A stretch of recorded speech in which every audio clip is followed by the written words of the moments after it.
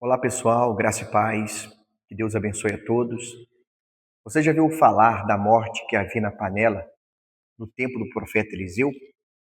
A Bíblia diz que no tempo de Eliseu houve-se uma fome na terra e ele recebeu os discípulos dos profetas na sua casa e ele pediu que o seu servo apanhasse algumas ervas para poder fazer um cozinhado para eles.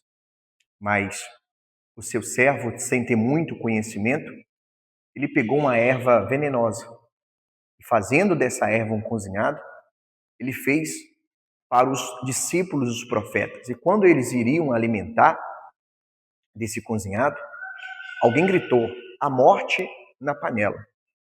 E o profeta Eliseu, ele pegou um pouco de farinha e virou sobre aquela panela e dizendo: "Pode comer, que não existe mais morte sobre a panela, sobre o cozinhado".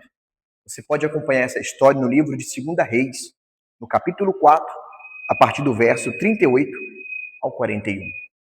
Trazendo isso para o lado espiritual da nossa vida, a panela, ela simboliza a nossa vida.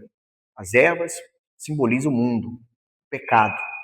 E a farinha, ela simboliza o Senhor Jesus. A farinha, ela vem do trigo.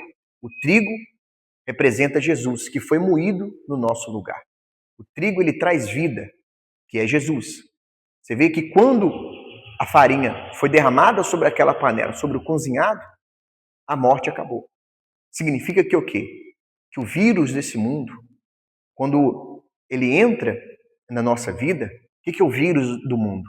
É o pecado, é a malícia, é os maus olhos, é as perturbações, é as trevas, né? É um tipo de problema, é uma doença, é uma enfermidade. Quando ela entra nas nossas vidas, então a morte entra dentro de nós.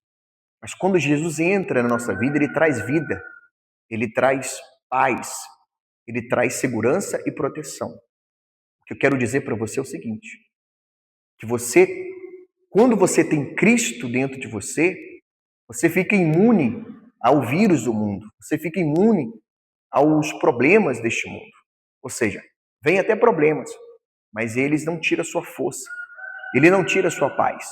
Os problemas, ele não tira a vida que há dentro de você, pelo contrário, você fica mais forte cada vez mais. Por quê? Porque Jesus está dentro de você.